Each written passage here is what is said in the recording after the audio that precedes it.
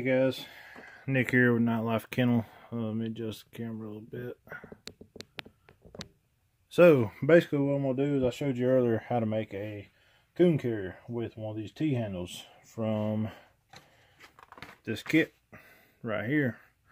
Basically what I'm going to do now is show you how to make a double coon carrier. I've had instances where hunting in the woods, you get out there, you split tree, you kill two coons, say you're hunting by yourself, or everybody's got a dog or leading out, one person needs to tote both coons. This double coon carrier right here is going to make it a lot easier. So basically this is just the handle from that kit I showed a minute ago in my other video. And then I bought a big old water paracord like this. That white is showing so good with the light on the camera because it's highly reflective. So I chose to use this, that way if I drop it in the woods, if I know where I dropped it, I can take my light, shine, and hopefully it'll show up. Of course, if you want to, you can always come in with something like this orange, or you can do green, or anything you want to like that. So basically I'm going to show you how to make one of these double coon paracord carriers right here from that kit that I showed you. So basically the handle with this cord is going to be $5, but you're not going to use this cord, you're only going to use the handle. So show you how to work this out. Okay, so got another handle right here. Basically what I've done is pull yourself out about 3 foot of cord right here, just like this. And what we're going to end up doing is putting a noose at each end, and that's what's going to go around your coon's foot. So let me see if I can work this out for you guys.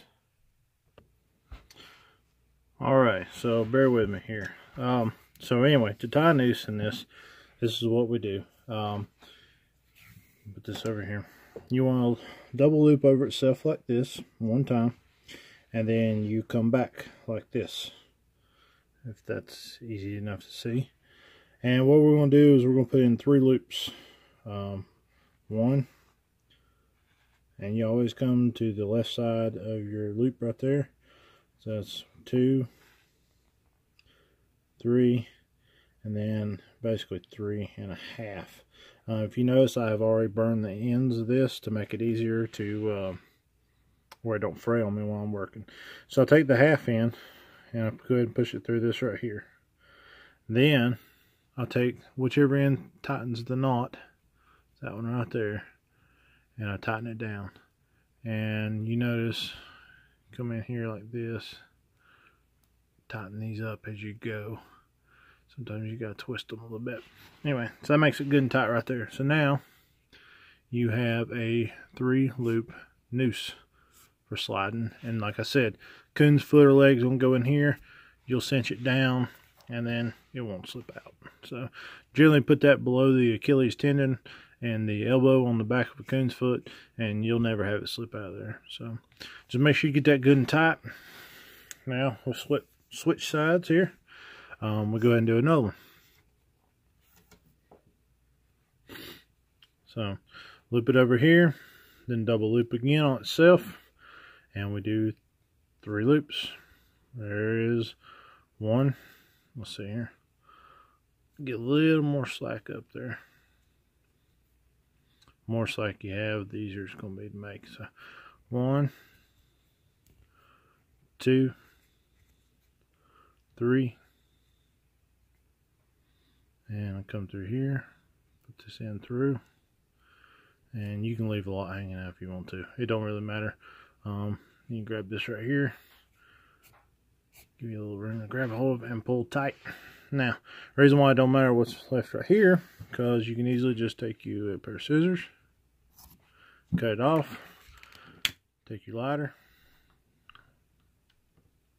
melt it down. Also, another thing I like to do is I like to go ahead and melt the whole knot just a little bit. What that does, it just kind of helps it bind together to where it won't loosen up on you. So you'll start seeing it get real shiny. That's just a little extra added security there. We'll go ahead and do this one the same way. Make sure it's tight.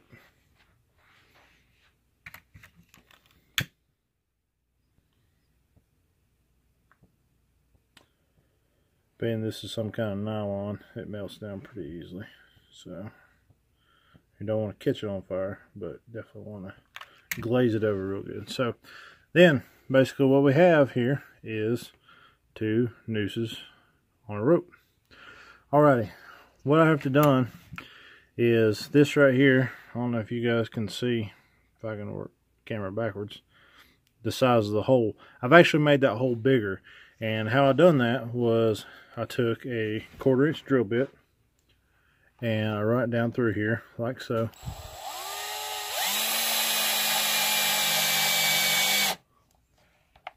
Back it out.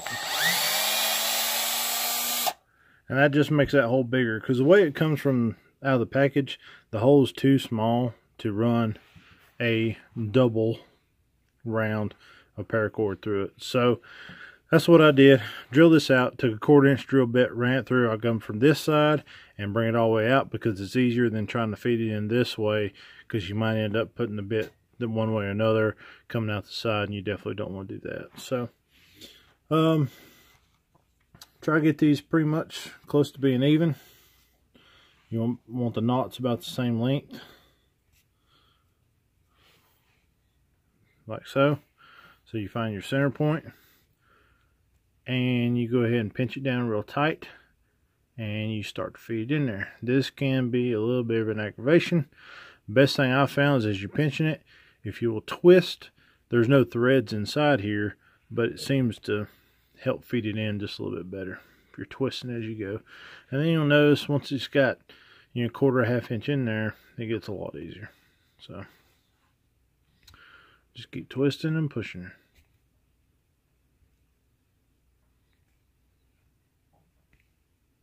We're getting there.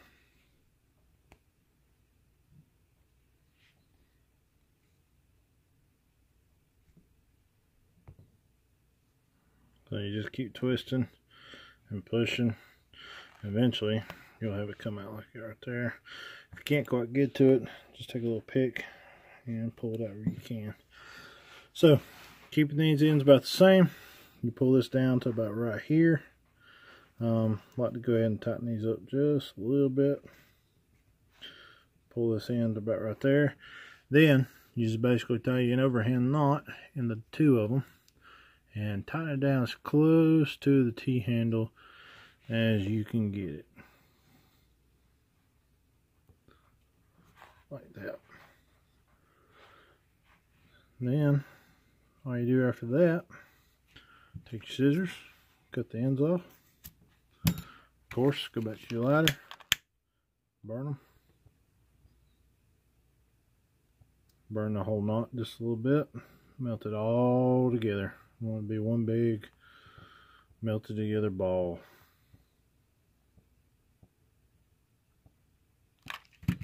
Alright, then you take your handle, pull it in there tight, grab the ends, pull tight, and there you have it, guys. There is you a double Coon carrier.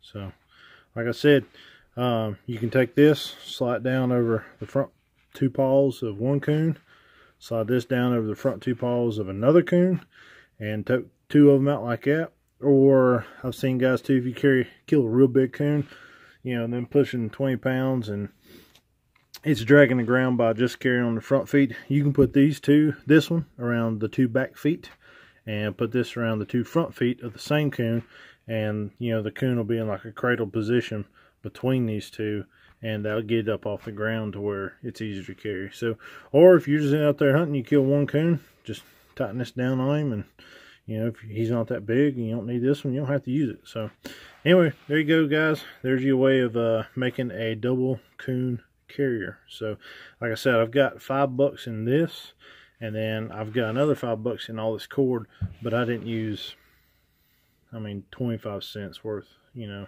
3 foot of a couple hundred or whatever that is. So, you know, didn't use that much. Tops, you got $6 in it, not even that. So real cheap thing. You can make them, put them in your bag, carry them everywhere you go, make you a couple, give to your buddy, keep one in your dog box, one in your pocket, however you want to do it. So hope this was a help for you guys. If you don't mind, just like and share this video. If you have any questions or comments, leave them at the bottom and I'll try to answer them. Thank y'all. Have a good day.